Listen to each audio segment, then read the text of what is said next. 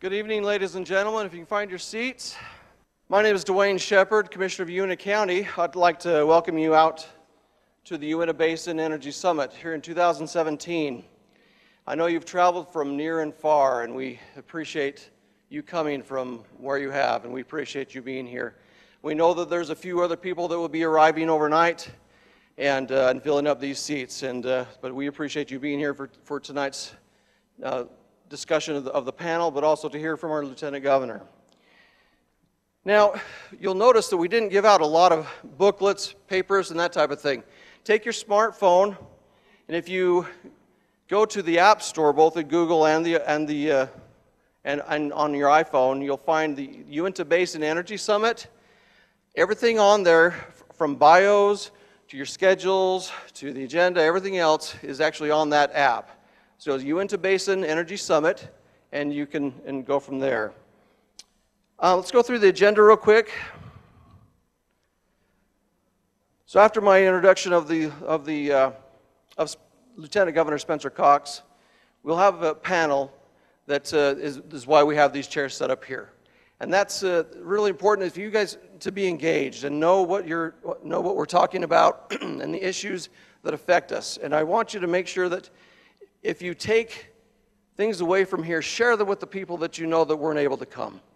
I want to make sure that everybody knows that the Uintah Basin is still in business and that we are in a positive movement forward to make sure that we can keep energy development alive and well.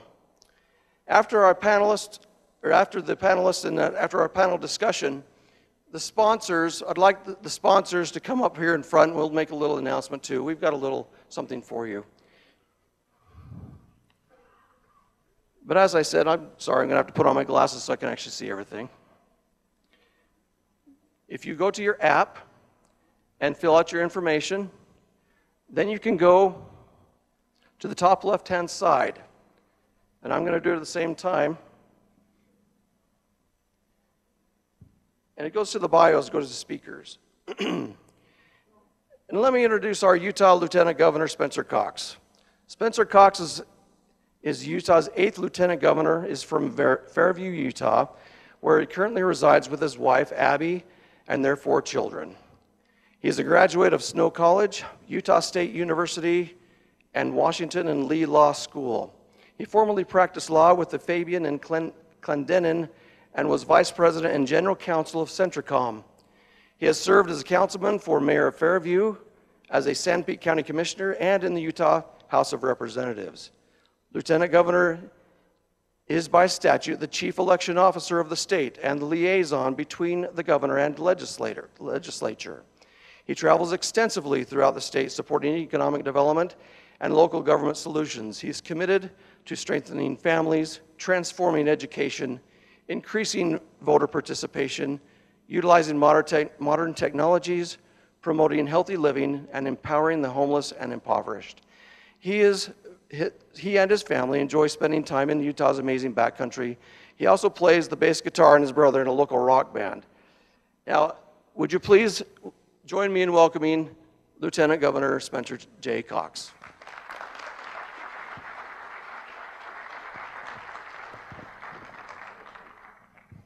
Well, ladies and gentlemen, it's an honor to be here with you this afternoon. Thank you for making the trek to Vernal. I'm excited to be here. Commissioner, thank you for those kind words. This is a big deal, and it's a big deal every year, and I'm grateful for the opportunity, the invitation that I received to participate. Now, normally the governor gets this invitation, and he sends his regards and his apologies. He is actually in the country of Vietnam right now. He's on a trade mission. He was in Singapore and now in Vietnam, and nobody is more anxious to get him back in the state than I am. I look forward to that. He gets to go on these kind of trips. He goes to Vietnam, and I go to La Verkin usually. So I'm really excited to be here in Vernal with so many good friends and people that I know, and some new friends that I'm excited to get to know this evening. As I mentioned before, this is a really big deal. I'm a rural kid. As was mentioned in my bio, I come from Sanpete County, from the small town of Fairview, and actually dated a girl from Roosevelt. So I spent a lot of time out here in this neck of the woods. But I understand, I think uniquely among some of my colleagues in Salt Lake City, how important energy development is for our state and how important energy development is for rural Utah. I've shared this with some of you, but I was once asked by a fellow legislator, why should I care, he said to me, why should I care about rural Utah? Obviously I was a little disturbed at the question to begin with, but my answer to him was, I can't think of any reason unless you care about your food, your energy, your water, and your recreation. Other than that, there really aren't any good reasons to care about rural Utah. And he acknowledged that, and we're doing more to try to get our legislature to spend time in rural Utah. You're very blessed here in the Basin to have some of the best legislators in the state right here, and I'm grateful for them. I'm assuming some of them are out there. I'm so far away I can't see. I see a few of them over here. Senator, Representative Chu, thank you for being here. We're honored that you guys would host us today. So with that, we are working on job creation.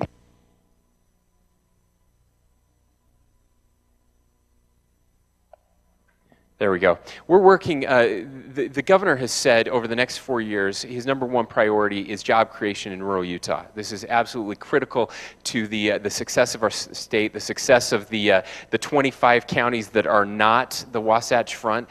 And obviously when we look at the economies of our state, there are a few things that stand out. And eastern Utah, unfortunately, is standing out right now for the wrong reasons. And we know that.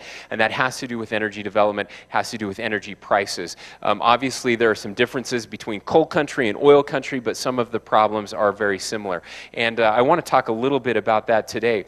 But I also like to point out to my friends on the Wasatch Front that one of the main reasons, we like to brag about Adobe and eBay and Amazon and all of these great companies that want to move to Utah, the Silicon Slopes and the things that are happening there. And don't get me wrong, we should brag about it. It's a really big deal, and Utah's getting noticed in ways it's never been noticed before. But I always like to point out to them that, if our energy prices were the same as they are in California right now, none of these companies would be coming here. And they forget that sometimes. They think it's just because it's a great place, and it is a great place. But there is also a practical application of that, and that is energy prices. And so much of the economy of Utah has been built on the backs of eastern Utah and our energy-producing counties. We recognize that. 3,700 Utahns are employed directly in the oil and gas extraction industry. Several times that indirectly, jobs created because of what's happening here in the basin. These jobs pay almost double the state average. That's a really big deal. These are good jobs for families. I remember, again, we talk about boom and bust, but in Fairview, where I live, many of my neighbors in 2007, 2008, 2009, they were coming to work here. In fact, my next door neighbor, my uncle, was driving out here every week to work and coming back on the weekends, right here in Vernal. So that's a common story throughout Utah, and we recognize the importance of that. Now, unfortunately, gas production has declined every year since 2012. Just between 2015 and 2016, it was a 12% decline. And unfortunately, that trend is not yet showing signs of reversal. Part of this has to do with the regulatory environment in which we're operating right now, and you know that much better than I do. But unfortunately, a wave of regulation has caused an increase in the price of extracting oil, and that is going to continue. And when you couple that with slow economic growth, while the state of Utah has been the #1 economy over the last 2 years, we're very excited about that. Not everywhere in the country, and really globally, we have not seen the type of growth and increases that you would expect coming out of a recession like we experienced starting in 2008. And that anemic economic growth is one of the reasons that we have not been able to see a turnaround in the oil and gas extraction industry. So when you look at those things, it does concern us. It concerns the governor, it concerns the legislature, and it concerns especially our county officials here in this part of the state. Another piece of this is concerning when we talk about the regulatory environment. A few years ago, you'll remember that the governor, together with the Office of Energy Development, put out our 10-year energy plan, in which we unabashedly stated that we are an all of the above state. We care about all energy sources, and we're very lucky to live in a state where we have access to all kinds of different energy resources. We have all of the above. We have abundant hydrocarbon, as you are all well aware. We also have solar, geothermal, wind, uranium, hydro, and biomass resources. So we are abundantly blessed. However, today we're experiencing this regulatory climate that is not making it possible for us to continue to develop in ways that we would like to some of these resources that are most important to you and your businesses. However, today we are experiencing opportunities to re-engage in these issues to create successful outcomes for our energy economy and our environment at the same time. And Utahns, more than anywhere else, are well positioned to understand the state's unique resources and take advantage of these opportunities that are in front of us. So, how do we do that? Well, importantly, we are focused on improving market access for all of our energy resources. And that means strategic investment, specifically in infrastructure for petroleum that is produced here in Utah. New investment in pipelines, we believe, is going to be critical in the future. When we look at the numbers, we could save 10% by using pipelines to transport the waxy crude that is produced right here in this part of the state. So, this type of infrastructure investment, being able to get the hydrocarbons to market and new markets, opening up new markets, is going to be critical moving forward. So we are very excited. I know you didn't all come to hear me, but I like to pretend that you did, so thank you for bearing with me. I'm going to get us back on schedule and end a little earlier than I was supposed to. But we're very excited for this panel that is coming up. We're going to learn a lot today, and this unique collaboration that is taking place. The Governor's Office of Energy Development, led by the Governor's Energy Advisor, Dr. Laura Nelson, and we're going to be hearing from her right after me, has created a partnership with the Colorado Oil and Gas Association, the Utah Petroleum Association, the Consumer Energy Alliance, and Uinta County and other industry and local governments in a focused effort to collaborate on developing new export opportunities for the Uinta and Piceance Basin gas fields. So we're very excited. They're going to be talking more about that. Sorry, I don't have a podium for my notes here. But this panel of experts tonight assembled will explore new outlets, new opportunities. We know, unfortunately, that oil and gas in the Northwest Rockies is being there's a discount, and that's unfortunate. Again, because we don't have the access to market. So they're going to be talking about exploring new outlets for Rocky Mountain Gas, including Jordan Cove LNG in Coos Bay, Oregon. And these investments in gas production signal, we believe, a new era of long-term partnerships between the natural gas industry and industrial consumers. And through these unprecedented partnerships, large manufacturers establish economic and environmental incentives to expand operations in the Rocky Mountain states and Utah and Colorado natural gas to the West Coast for export to global markets. So this is, again, this is an initiative that we're very excited about. We think that this can be a game changer. We love the idea. If you know Governor Herbert at all, he's a governor of collaboration. He believes so much that we can do more when we're working together. And that isn't just collaboration within the state of Utah. That's also collaboration with our partners in other states. He has a great relationship with Governor Hickenlooper, and in fact, we had Governor Hickenlooper here in Utah not long ago. He came out with the Denver Metro Chamber of Commerce, had an opportunity to sit down and meet with him. They were asking lots of questions about why Utah is doing so much better in Colorado in just about everything, and that's just a little joke to our Colorado friends here. But the best part of it was they really were coming out here to see and ask questions about what was happening in Utah and why we were having success. And they wanted to learn from that. And we've reciprocated that. I had the opportunity to go to Colorado a little over a year ago, about a year and a half ago, where I met with the governor and other staff to talk about some innovations in education as well as other industries and finding out ways that we can do better here. That's the beauty of this grand experiment that we embarked on over 240 years ago. This idea that as states, we do have opportunities to learn from each other, to experiment, and to find better ways to do things. That's what we're here to talk about today. Very excited to hear from this panel and look at ways that we can collaborate better between Colorado and Utah to export these great natural resources that we have and to see our economies grow and prosper. And so with that, I'm excited to turn the microphone over to Dr. Laura Nelson. Most of you, I think, know Dr. Nelson. We are so fortunate to have her as the governor's energy advisor. She has been very busy lately, and not many people in the state of Utah appreciate what she was just able to pull off, but she was able to negotiate a compromise between rooftop solar and our incumbent energy provider, Rocky Mountain Power, electricity provider, in a way that is truly remarkable. That has literally led to well, not literally led to wars in other states, but it sure feels like that. And we were on the precipice of that. She's been very innovative in bringing people to the table to work together. And she's especially devoted to this space. She has an incredible background, incredible resume. She understands your businesses. She understands the economies of this area and what we can do to improve that. And so without further ado, I'll turn the microphone over to you. Thank you.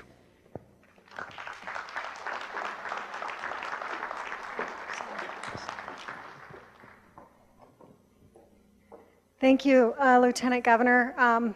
I really appreciate those very, very kind remarks. I'm just really honored to have the opportunity to work for the great state of Utah and to work for our great governor, Gary Herbert, who absolutely understands the criticality of energy and our energy economy to driving our quality of life. And certainly we have a terrific team, as you've just heard from the Lieutenant Governor, who clearly understands it as well. And couple that with understanding overall the importance of our rural communities to affording us the quality of life that we enjoy in our more urban areas. And your prosperity and the prosperity across the state is really critical to all of us. So I just am honored to be a part of the conversation, a part of being what we can create here in Utah, and grateful for all of you that are here and want to be a part of what we can create here in Utah. So thank you, Lieutenant Governor. Just fabulous remarks. Always appreciate your time and your commitment to being here with us. Before we move on to the panel, I just want to say a special thanks to the county, to Uintah County, to Duchesne County, to their commissioners, to their economic development folks for being committed year after year to bringing forward this conversation, because I think it's easy to forget that the quality of life that we enjoy in some of our more urban areas is really the result of, as the governor said, the backbone of our energy economy in eastern Utah, whether we're talking about oil and gas or whether we're talking about coal. And I know that we're all committed to doing it in a way that maintains the resiliency of our environment. And so I want to introduce Andrew Browning, who's been a long-term friend of mine. Andrew is the Chief Operating Officer for the committee, sorry, I say the acronym. So as the Lieutenant Governor said, I've been a little busy, but it's CEA, which is the Consumer Energy Alliance, thank you. And the Consumer Energy Alliance is really focused on providing a fact-based and practical approach to realizing our energy goals at the same time that we recognize our environmental objectives as well in a very practical way. And so Andrew has that history. He always brings that to the conversation. The Consumer Energy Alliance brings that to the conversation. So we're very grateful, Andrew, for you helping us organize this conversation today, and excited to build this collaboration. So, Andrew. While they're coming up, I will give you a little sense of, well, first of all, I would like to say we actually have, we're minus a couple of panel members. Unfortunately, Newfield, Charlie Wojcia, who many of you all probably know, market manager for Newfield Exploration, and Betsy Spomer, with President CEO of Jordan Cove LNG, are in Houston. And they obviously, everyone, all eyes have been focused on what's going on in Houston. I think that they're both okay, but they were not able to join us for this. And so, hearts out to the folks with Newfield, Jordan Cove, and I'm sure a lot of you who work for energy companies based in Houston. So our thoughts and prayers are with them.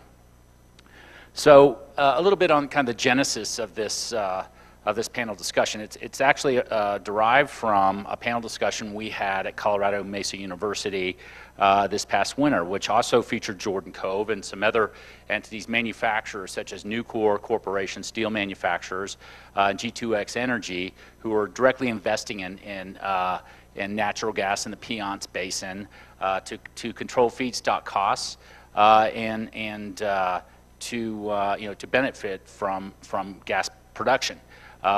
Jordan Cove was one of the key panelists. Bob Braddock joined us for that discussion.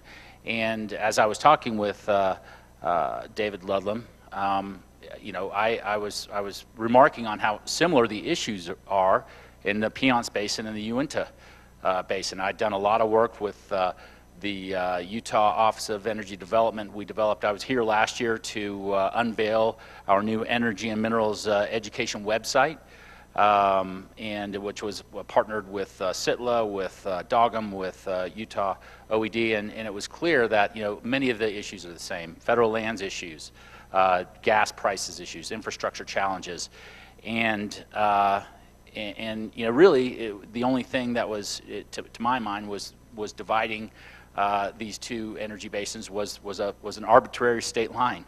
And I did a little research, and sure enough, the USGS has done a number of technical reports, and they published a report in 2003 viewing the Uinta Piceance as a singular energy province. And so we started talking about really some of the market development issues, what that meant and how we could tackle them in the political world, in the policy world, and the advocacy world, with the heft of the delegation, the political muscle of both of these states, and I'll throw Wyoming in there as well. And so this is here we are to discuss that concept and what that means. I'm going to, so you guys, we actually prepared a little bit of an educational booklet for you all, so I'm not going to go into everyone's bio in detail. Please refer to that. We did some good background overview of these concepts of infrastructure challenges. We have bios, we have information on LNG for you to review.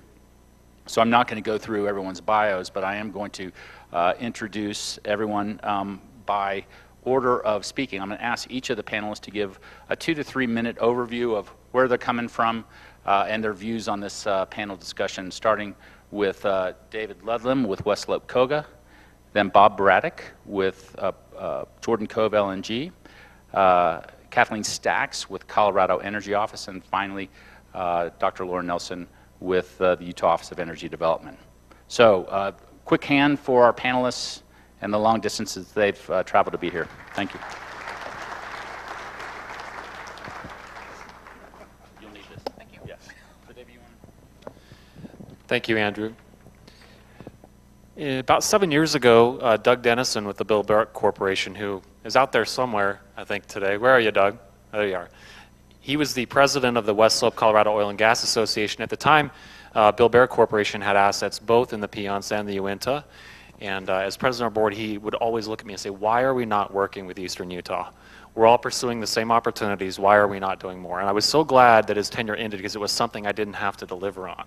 I wish I could take credit for this, but I can't, as was just remarked earlier. This is a result of the leadership of two governors who are willing to look across state boundaries and look for opportunity to promote a better Utah and a better Colorado moving forward.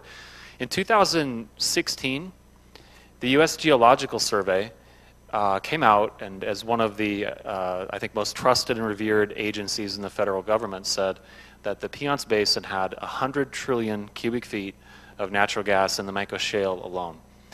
And that news reverberated around the world. If you subscribe to trade publications or watched financial news outlets, you probably saw that. And if you didn't, you can imagine the impact that had on our communities in western Colorado in terms of the calls we were getting and some of the attention we were getting that we hadn't previously received. But the producers of the Piceance Basin have long known that that gas is there. In fact, they know that there's much more than that when you combine that with the traditional formations in the Mesa Verde and the Isles and the other tight sands. But it was monumental news, and it posed a big question for our region. What are we going to do with all this gas? I think we have enough to power California for something like 40 years at current rates of consumption, just our basin alone. And we started exploring as a community our economic development organizations, our chambers of commerce, our industry trades, our elected officials. You know, there's 24 LNG export terminal applications out there at one point in time. There are potential new markets in compressed natural gas, there's electric generation, but all these things, what if we could put all our eggs into one basket in terms of our time, energy, and efforts, what would the best thing to do be? And so our university, Colorado Mesa University, commissioned an analysis along with our Economic Development Corporation and a few other stakeholders like our organization to set out to find an answer to that question. What are we going to do with this gas? And when we looked at what came out of that analysis, all things unequivocally pointed to Jordan Cove LNG as being the best thing that our community as a region could focus on. It was an LNG terminal that had direct connectivity, for the most part, already built. They were advanced in the regulatory process and still are today.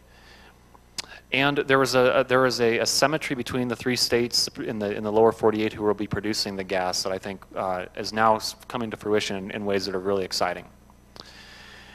And it's easy to say you're going to work on a project, and it's another thing to actually work on it. And we sort of began to piece together at the local level. We had county commissioners, municipalities, we had state legislators start advocating for the project. And that translated into a willing governor who said, absolutely. And not only did he endorse the project, but he went to Japan to talk about it.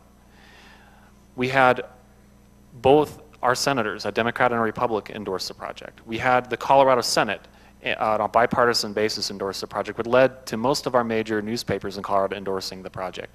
Now, if you followed Keystone, you know that it's very rare for a major energy infrastructure project to get bipartisan support. But we were able to do this in Colorado, starting at the local level, at the basin level, and working our way upward. And I think it's made a material impact on the project in a positive way. And I think that at every step along the way, I've asked myself the question, going back to Mr. Dennison's. When Governor Hickenlooper went to Tokyo, why didn't he and Governor Herbert go together? When our Colorado energy offices are writing letters endorsing Jordan Cove, why aren't we doing it together? When Vernal and Grand Junction are advocating for Jordan Cove and other projects like it, why aren't we doing it together? And I think fundamentally this panel is going to address that question today. I'm really excited to be part of it and look forward to exploring in more detail ways that we can accomplish this collaboration. So thank you, Andrew, for having me today. Absolutely, thank you. Bob. Okay, thank you for inviting us here today. This is almost a love fest compared to most of the sessions we participate in. I first want to say that Betsy Spomer, the president of Jordan Cove, would clearly have preferred to be here. She is, I think, high and dry in Houston with the rest of our crew down there. So I was called in to substitute for her, and I hope I do a decent job. Jordan Cove, for those of you who aren't familiar, is an LNG export facility proposed to be located in Coos Bay, Oregon. 1,000 miles away from here, so what does it have to do with you?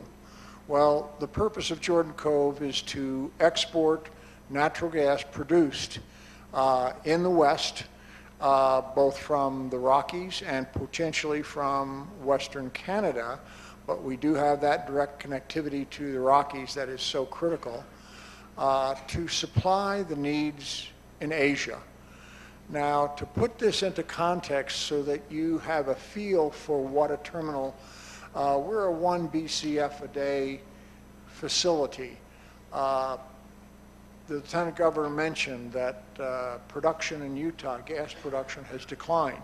It is currently a bit less than 1 BCF per day. So our facility has the capacity to export all the gas currently produced in the basin and the rest of the state, mind you. It is significant. And more significant, it is a new market. It is a market that North America has never been able to supply before because we didn't have the reserve base that the customers demand to lock themselves into a supply agreement that may be 20 years or more. They need to know it's backed up by the reserves. As David has mentioned, the reserves are here.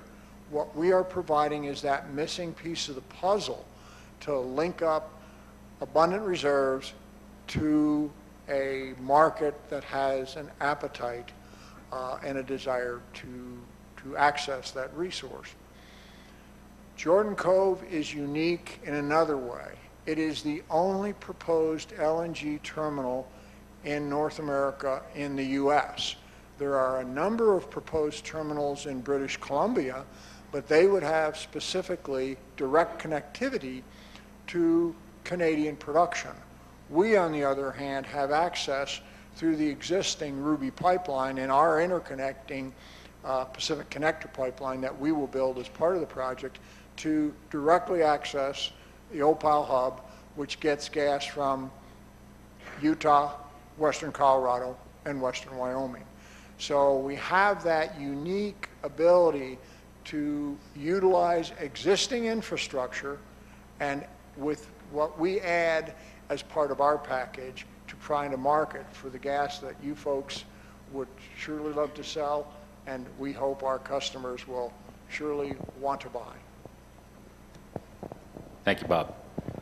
Kathleen, Governor Hickenlooper has come out in significant support. We had actually a meeting with your staff a couple of months ago, and this was identified as a priority for you all. Give your thoughts on and history on Jordan Cove.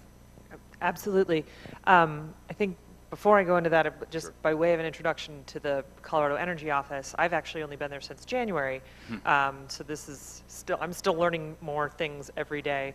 But I have been working with the oil and gas industry for longer than that. I was with the Department of Natural Resources in Colorado prior to that, doing mostly oil and gas policy work. So I have been working on a lot of the issues that face our oil and gas industry in the state, which is interesting because we actually even have we're probably more different within the state between the West Slope and the Front Range as far as our oil and gas issues than we are differing between our state lines. So this is I'm really looking forward to this collaboration.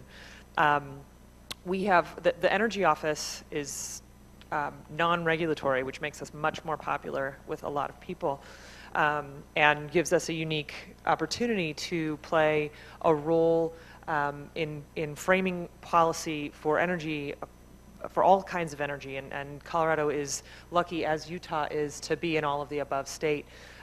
We're the 7th in the nation in oil production and 6th in natural gas. So we are certainly still near the top when it comes to those fossil fuel production.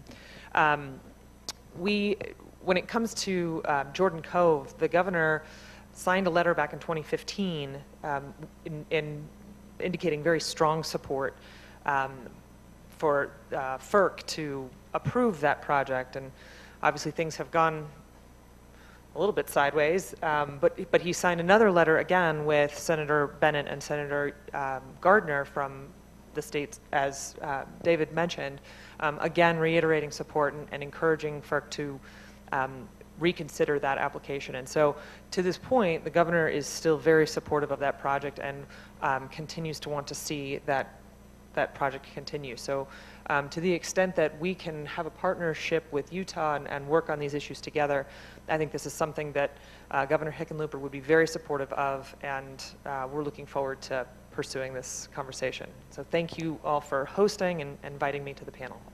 Thank you, Kathleen. Laura, a little bit on the Office of Energy Development's mission and your history with Jordan Cove and developing markets for Utah natural gas. Okay. Am I on? Okay, great.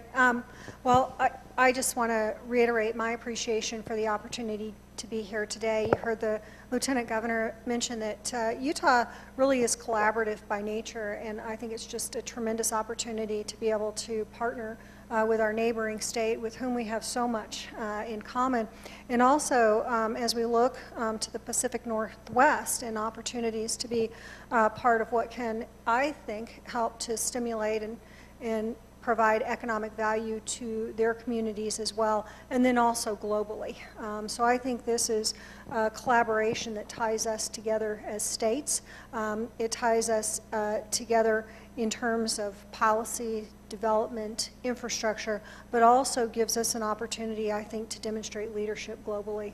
So I think that that's really tremendous. So with that, I think most people are familiar with the Office of Energy Development. The Lieutenant Governor mentioned that this really was the vision of Governor Herbert's when he came into office, to have energy as a cornerstone of his administration, to look at how we promote and advance energy development in the state. And so I want to highlight that word development. We actually are a development office, and in doing that, we look for ways that we can build these partnerships, that we can be engaged in the development of resources, the development of infrastructure. We also look at how we can advance proactive policies that help us to realize our goal. And Andrew, as you mentioned, education, absolutely key to presenting the information about how energy impacts our lives, and that includes what the career opportunities are in energy, and certainly continuing to have a robust and vibrant natural gas economy I think is key to supporting our long-term objectives. So, so that's a little bit about the office. We're just very pleased to be part of the conversation, and we look forward to, how we're going to continue to evolve this discussion. Access to international markets, I think, is going to be so important going forward. I think as we see what's happening in Houston today with the hurricane and the aftermath of that, we're all connected. We're all part of the human race and making our lives better. And I think that this opportunity presents a solution, a part of the solution set to make global opportunities available. I want to just quickly note, and I hope Jeff Hartley, if he's here, doesn't mind my saying this. He and I were able to just have a conversation about a visit that he just took to Singapore, and he mentioned that Singapore is almost wholly dependent on imports for their energy, and that includes natural gas, and it's very, very expensive. And so I think, Jeff, if I'm not misquoting the number you said, if you want to buy a natural gas Prius in Singapore, it's a $140,000 investment. So that's just, I think, one point of demonstrating how by growing these partnerships locally, regionally, and globally, we can really add value to our region and to the globe. So thank you. Thank you. Thank you. So I think everyone that's in the energy business knows that building a significant piece of infrastructure and accompanying such as Jordan Cove and accompanying new pipelines, et cetera, it's not without its challenges, both at the federal level, the local level, state level, in terms of permitting, and frankly, building public acceptance. I think David, and I'd like for him to talk about this a little bit more, but first question is going to go to Bob to set a little background. But David had mentioned, how do we make this? How do we avoid another Keystone? I'd like to talk about that in a little bit. First, the first question is to Bob, just to get a better sense of the background of Jordan Cove. Bob, in 2016, the Obama administration denied Jordan Cove a permit, citing little or no evidence of need for the Pacific Connector pipeline, and thus no need to build Jordan Cove terminal. Yet, during a recent D.C. policy talk, the National Economic Council Director, Gary Cohn, said with the new Trump administration, the first thing we are going to do is permit an LNG facility in the Pacific Northwest Bob, give us a little background. A little background. Yeah. Without going into a lot of background, the Jordan Cove project started out in 2003 as a potential LNG import terminal, when it appeared that the U.S. and Canada were running out of economically producible natural gas. Fast forward to 2010, when that bubble was pretty well burst, and we then went about the process of going through the FERC process to get approvals. LNG facilities require federal energy regulatory approval. Not only does the facility require approval, but we needed to build a 230-mile pipeline to connect our facility in Coos Bay to the existing Ruby Pipeline terminus at Malin, Oregon. When you deal with an LNG terminal, approvals are based on, if you want to build it and you think you can take the risk, go ahead and build it, because it's your money. On the other hand, building a pipeline to connect to it is a federal process that requires an approval that justifies its need. Need is justified by having customers demonstrate that they will use the pipeline. At the time that the Obama administration, through FERC, denied the approval of the project, we had not secured customers for the pipeline, even though we had been negotiating with customers for the terminal. Having customers to the terminal didn't cut it. So actually, the customers that were signed up actually within 3 weeks after the denial accounted for 50% of the terminal's capacity and 66% of the pipeline's capacity, but that didn't cut the mustard. It was a little bit too late. If that had been done ahead of time, the denial would have been, it would not have occurred. So it was a timing issue. At this point in time, we actually have demonstrated and are in the process of securing customers for the remaining portion of the terminal, and with that, the pipeline, to ensure that when we come before FERC again, that issue does not have any merit, and we will gain approval. Thank you. David, next question is to you, and it's, you know, as I mentioned before, you know, as you kind of teed off in your introductory remarks, and you talked about Keystone, and you talked about really kind of getting ahead of that curve, and you know the folks that work for West Slope COGA work in the policy offices of Governor Herbert and Governor Hickenlooper. That's kind of what they do is kind of focus on goals and build a broad kind of advocacy policy, what we call a grass tops approach. And I have watched David's group put together really, I think, a fantastic bipartisan effort in Colorado that really had kind of everyone holding hands and saying this needs to happen for the Piceance Basin, for rural Colorado. David, give us a little bit more detail on how you did that, and frankly, how we would kind of build out that model into other states. Sure. One of the things that I say maybe too much when I get calls from reporters is, fundamentally, if you're an Asian customer, do you want to buy natural gas from John Hickenlooper or Vladimir Putin? And the entire debate can be framed around that question, because the answer is an easy one for anybody, no matter what political party you belong to.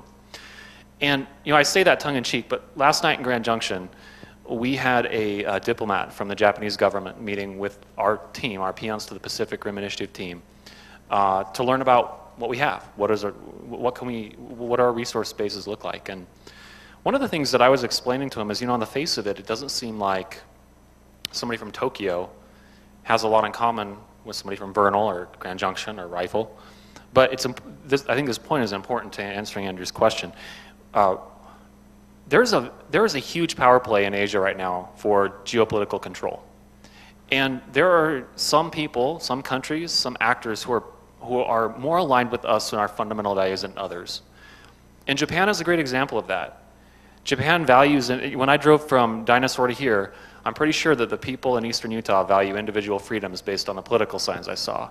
And so do the people of Japan. That's not true with every actor in Asia. And so I think when you frame it that it's a project that can clean our air, develop our economy, stabilize the world, advance our values by helping Japan and South Korea and countries like Taiwan have alternatives for their energy use, it gives a new value to what we all do in the basin every single day to produce energy that I think translates into broad political support. People always call and reporters from out of the state and say,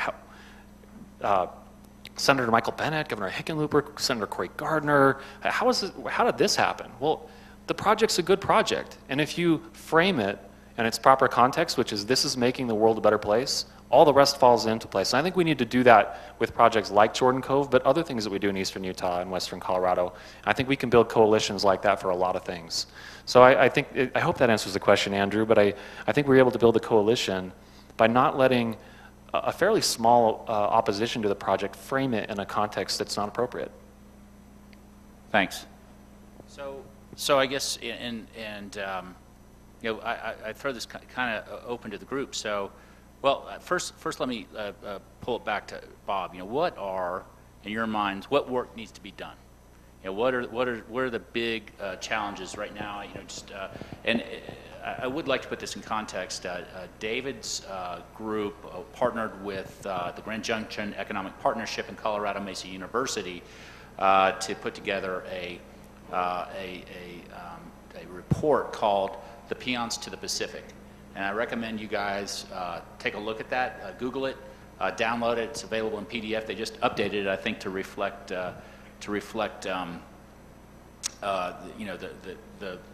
the revised gas estimates from the Prospective Gas Committee and other updated market information. I think the first report came out in 2014, but it gives a fantastic overview of the superiority of the Uinta Piceance Basin. They're this report's more focused on Piceance, but you could put Uinta Piceance in front of it, and it talks about just the advantages. You've got ample pipeline capacity, you've got a fantastic natural gas reserve base, you've got 2 states that want shoulder to shoulder to make this happen, 3 states, I'll throw Wyoming in there as well. What are the challenges going forward for you guys? The challenges tend to be broken down into issues of we define as risks. The risk of will you get all your permits, the risk will you get your customers, the risk will you get an economically viable cost estimate to build the project. We've addressed most of them, and I'll just kind of tick them off because it's important to get them out of the way. We have a contract with a consortium made up of Kiewit, Black & Veatch, and JGC from Japan to build the project for a fixed price. The overall project, including the pipeline, is in the $8 billion range, to give you a sense of scale of this. So that's very critical, having hard numbers there. So we've addressed that risk. Resource risk is addressed by the folks in this room. It's here. We know it, and now our job is to get our customers to make them aware of the resources are there. And that's pretty well ticked off. So we have customers that are comfortable, but one area that is always a bit fuzzy, and that is, will you get all the approvals you need to allow you to build this facility? That's federal, state, and local. For those of you not familiar, Coos Bay is rural Oregon. It is natural resource based. It is fishing, timber. We had a paper mill. We actually acquired the site of an old paper mill to build our facility. So we have a local stakeholder base that is highly supportive of the project. However, we live in a state, Oregon, that has a lot of extreme attitudes towards any kind of fossil fuel. So there's this dynamic that we deal with there. The importance of the folks like you in the room, the folks in Colorado, Utah, and them demonstrating support for the project like this is that it links the benefits to a broader universe of people rather than our little town of Coos Bay, Oregon. Coos Bay, Oregon has got, Coos County, Oregon has 34,000 people. We can be overrun in terms of political activism by the very vocal minority that might be in Portland. So your voices are important, and politicians hear you like they hear us out there, but it tends to balance the dialogue a bit more, and that is what everyone wants to see. Thanks. Thanks, Yep. So, I think, looking at kind of the bipartisan nature of the task force, in looking at some of your issues in Oregon, and I throw this to both Laura and Kathleen, has there ever been a joint Colorado-Utah advocacy approach on energy, on anything, and how is it structured? How did you develop it? And frankly, how could we engage in a state like Oregon, and maybe even, David, you and I talked earlier, California as well, which is, they have significant policy issues that impact gas production, and you went to Piceance as well. And I throw it to maybe Kathleen first, and then to Laura, or however you guys want to go. Well, first of all, I'll say that, we're fortunate that our two governors have a great relationship. And they certainly, through the Western Governors Association, have had lots of conversations about energy and had lots of opportunities to collaborate. So I think that's been really positive. I would say that our energy offices have had a very good relationship and many opportunities to partner. Our most recent partnership has actually been around electric vehicle corridors. And in fact, we have a memorandum of understanding between Utah, Colorado, and Nevada to advance those corridors. And that's just one example of how we can come together. And I think that the governors are, we can bring them together, and where they see mutual value for their states, they are willing to enter into these agreements and then put their teams to work to establish the principles and guidelines for that partnership. And we've recently been doing that, as I mentioned, on the electric vehicle front, and I think there's an opportunity definitely to do this here, because I think that we all recognize that having a robust infrastructure is key to energy resiliency and key to energy security, and it is a part of how we play in the international markets. And so I think if we can all come together and recognize that there's an economic benefit, but an environmental benefit as well, which I think both Bob and David highlighted to pursuing these types of opportunities, and we can bring people together to have the conversation that we can really have, as Governor Herbert likes to call it, win-win outcomes.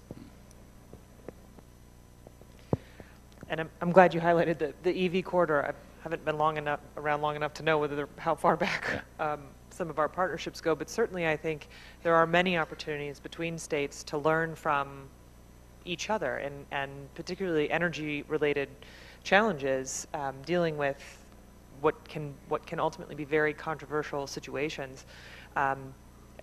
Some things work better in some areas than others, and I think that we have an opportunity to work together to learn from each other and what has worked and what hasn't.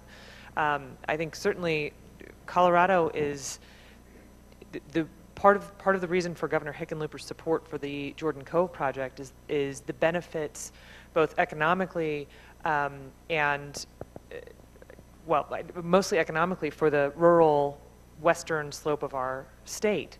And certainly jobs and diverse economies are a commodity on the western side, and so this is a very important issue for Colorado, for the governor, and to the extent that we can be engaging with our communities. We are no stranger to some of the controversial discussions when it comes to extraction and fossil fuel development. But I think we pride ourselves on bringing people together and a diverse stakeholder group and actually making some strides and making progress on some of these issues. There will always be people that you're not going to change their mind, but I think we have found some really good ways to get people from all sides, I'm not just going to say both because there's many sides to all of these issues, in the room together and willing to have conversations. And to the extent that we can extend those conversations to our sister states and learn from each other and what's been working, that's a really great opportunity. So thanks. Thanks. So David, this is kind of your job 24/7 to think about, Piceance Natural Gas.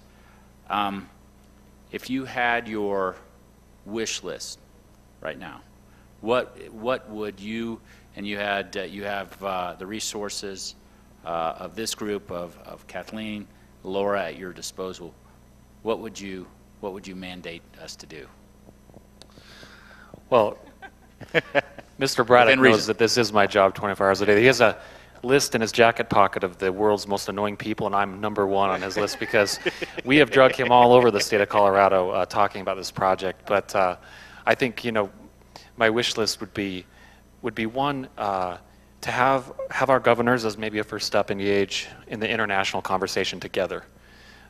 We've learned that a lot of the Asian would-be buyers are concerned about the political dynamic in our country today. And I think that would be a really nice symbol to show that you have a Republican and a Democrat together on the international scene talking about what this Jordan Cove could do. And Andrew, you mentioned earlier that Jordan Cove is what we're using as an example today to talk about it. But I think that this partnership could extend well beyond Jordan Cove. We need to have a conversation with California. They consume 12 BCF a day of natural gas. Governor Herbert and Governor Hickenlooper aren't going to agree on everything. We have regulations in Colorado that Utah might not have, but there's a lot of common ground. And I wonder if Californians knew just how responsibly we were developing this resource, would some of the opposition there to using natural gas in the future be as strong? I don't know the answer to that because we haven't had the conversation. And I think a bipartisan delegation of 2 governors, I think county commissioners from eastern Utah and western Colorado, from both parties, I think municipalities have an opportunity to reach out to California and Nevada and talk about how we do things. Have them come out here and look at a rig, get on a location, see how we capture fugitive emissions. And it might change the trajectory of how we develop this resource base. And I think that we're in a unique position to have 2 states with 2 great governors, 2 great energy offices to start moving the Uinta and the Piceance in a similar direction. But I think talking to California and approving Jordan Cove by vocalizing its importance on the international scene, that's my wish list. Excellent. And Bob, same question to you. If you had a top wish list and you had all the resources to directly engage on behalf of your project, what would you have us do? Well, I think David has put his finger on something that I probably wouldn't be able to articulate as well. One of the things that I have seen in dealing with our Japanese and customers as well as those from other nationalities, and our project at this point is 50% of its capacity is booked by Japanese utilities, and we are in the process of getting the rest. But one of the concerns that they've raised in all the years I've dealt with them is the issue that has come up here, and that is the idea of political uncertainty. Is there someone in America who can essentially say, no, it's not going to happen? They don't understand how our process works at the grassroots level. So they're very sensitized to what they see in the press, what they hear. And that's not always really the way things are going, but it's what they make their decisions on. So having the ability to aggregate diverse voices, and in this case it's a diverse political alignment of the 2 governors, to speak in a common voice is enormous. I want to just give you an example. About 4 or 5 years ago, we had a meeting in Calgary where our parent company is with one of our customers out of Japan. And this particular customer, you know, we were pitching the project to them, and we were totally shocked because he said, you know, we're working on other projects elsewhere in the world, and we think we're going to be better off there because of our concerns politically. And when I asked him, I said, what project? He says, oh, the one in Mozambique. And it really cut the legs out from underneath us, that they viewed us as more politically problematic than building a project in Mozambique. And I think we sometimes lose sight of, well, we're pretty much immune to the noise that goes on. The noise does have a big bearing on the outsiders looking in, and being able to eliminate some of that noise would be a huge, huge plus for gaining the confidence of both politically and from our customers. That's actually a really good point. You know, I would say when I started my career, and I've always kind of worked at the nexus of policy and politics. I started in the early 90s. You know, political risk was for countries like, you know, Venezuela, or countries that had expropriated assets before. Political risk is a much broader definition now, and it does apply to the United States in terms of our ability to get projects forward and shape public opinion in support of those projects, which obviously feeds into policy, regulation, and permitting. So I guess I would throw the question to both our senior advisors to both the governors of these states. You know, how would you structure a group that would and you have your own constituencies you have to deal with as well, but how would you structure a group, a bipartisan, I'll call it a task force, that would look at these issues and serve to address some of the challenges that have been identified here in a successful way?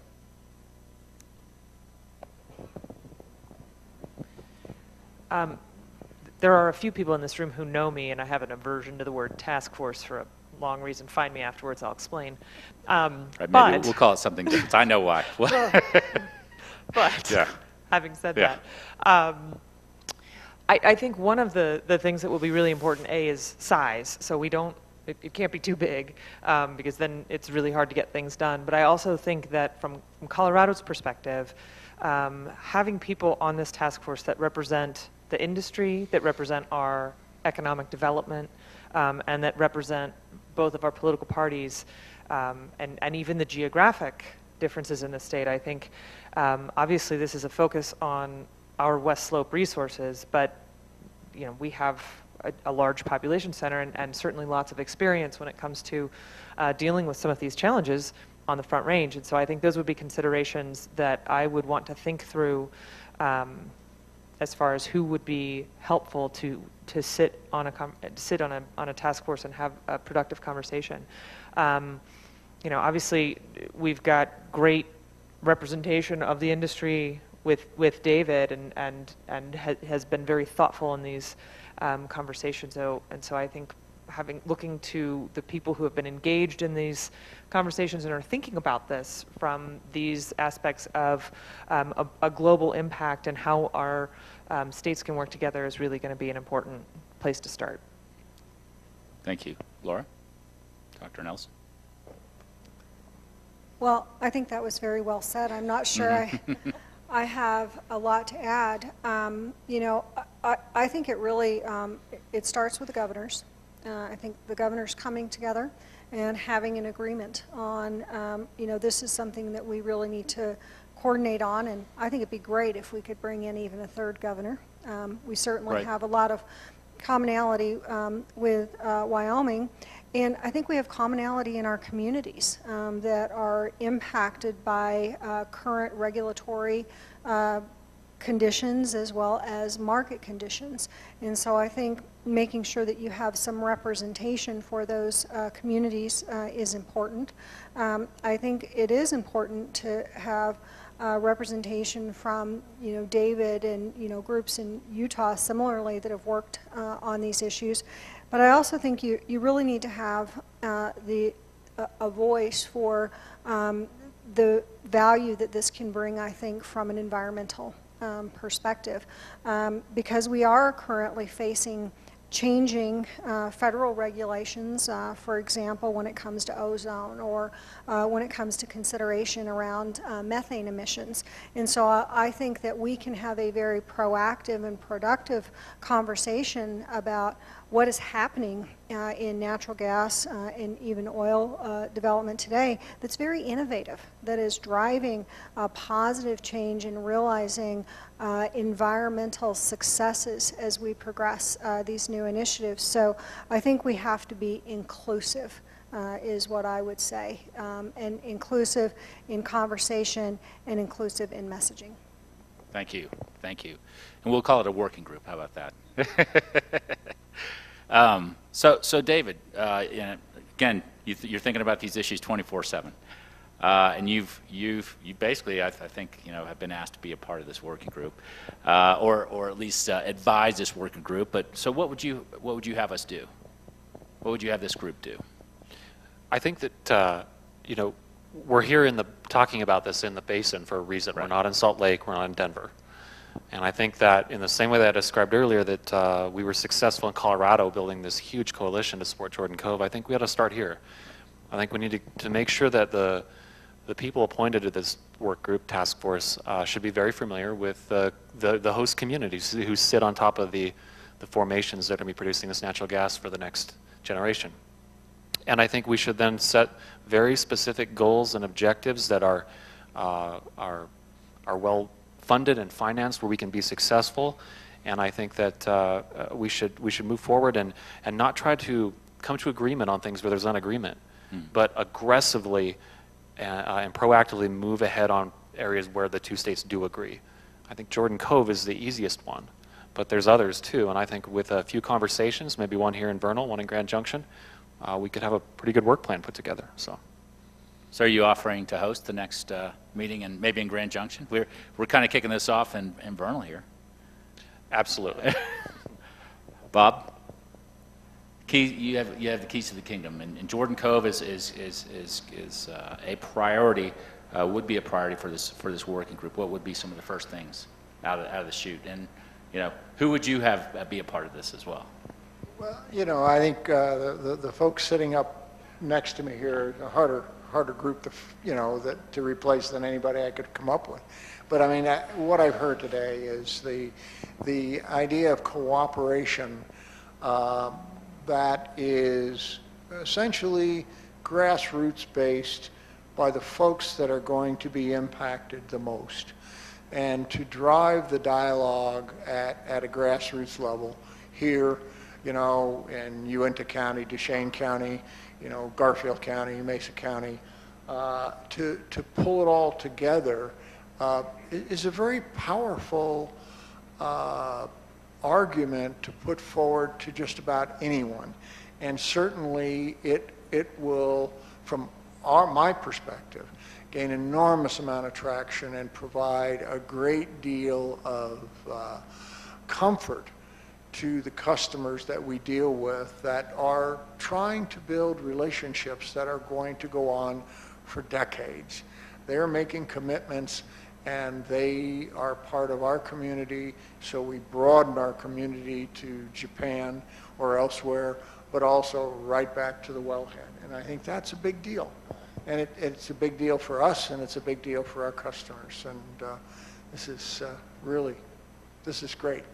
Thank you. And just in kind of closing thoughts, I think that something like this can be built, and I think we're all aware of kind of the current political environment, partisanship, gridlock, et cetera. And so I think that I would like to see something that would be built that would kind of be above that, that would supersede politics, that could last, frankly, in a change of administration as well. And I think a very thoughtful, comprehensive approach as outlined by our panelists, we can be successful in that. I've seen Governor Hickenlooper and Governor Herbert together on panel discussions, and I think there is a good working relationship, if not kind of a working friendship between those two governors. And I know Governor Hickenlooper has made it a priority to reach out to his Republican colleagues, especially the Western governors, to see kind of positive policy and regulations and projects move forward. And so I'm very hopeful that this is the start of a good collaboration. And so I really didn't have any kind of profound closing remarks. I guess I'll leave it to the group to give it their own closing remarks and thoughts on this discussion. Maybe Bob, start with you. Well, again, it's a real pleasure to be here with a group that's grappling with an issue that has upside for everyone in this room, both states, and as well as for the folks in Oregon. And I care a lot about them. I come from Colorado. I live in Colorado, but I have spent the last nearly 14 years of my life working, and I see the benefit that they're going to derive locally from our project moving forward, and I can see that you folks also can gain a great deal from it, and linking those together is really kind of neat, because we haven't been able to do that before, and I think this is terrific. Thank you, Bob. David? Well, I appreciate the opportunity to have been part of presenting this idea today, and appreciate the governor's leadership. But I think it's going to come down to the people in the room, and I'll turn my attention to the attendees. If I'm all of you, my head is in my phone, and I'm probably cynically thinking, oh great, another task force, or another work group, or another blue ribbon panel, or another photo op that doesn't go anywhere. But don't be cynical. We can do this. We've had 2 county commissioners on 2 different occasions fly to Coos Bay, Oregon, to meet with county commissioners there to create this interstate relationship. The Denver Post endorsed the project because of our efforts. That's a big deal. We have made a measurable impact by not taking no for an answer. We've had the customers for Jordan Cove come to Grand Junction, and I thought they'd be impressed with our resource base, but the most impressive thing about our community, the thing they loved the most and why they might want to actually invest, is because they couldn't believe that you could actually get on a tennis court at CMU any time of the day. They were remarking that it takes 3 weeks in Tokyo to get on a tennis court. And we have some great things to offer customers beyond our natural gas. We have a quality of life and a culture and a landscape that they loved more than I can even tell you. But I don't think we should be cynical. I think we should look at this as an opportunity to do something bigger than ourselves as individuals and as individual companies and individual communities, and support a project and other initiatives that maybe come from this that can actually make communities like Vernal and Grand Junction and Rifle and Price better places to live, while also making the world a better place with the energy we produce. So I'm very excited about this, and if that was an opportunity to serve, I'm happy to do so. Careful what you ask for. Well, I mean, I think, Andrew, as you mentioned, we've got governors who are always excited to collaborate and to lead, and I think this is a great opportunity for energy offices who focus on really important energy aspects such as education and innovation to work together and to advance our joint goals, economic, natural resource-based, environmentally responsible development of our natural gas resources here that we share across state lines. And so I think this is a great opportunity, and I think the commitment from us to work on this and to get our governors in support is a good, viable next step. So thank you. Thank you.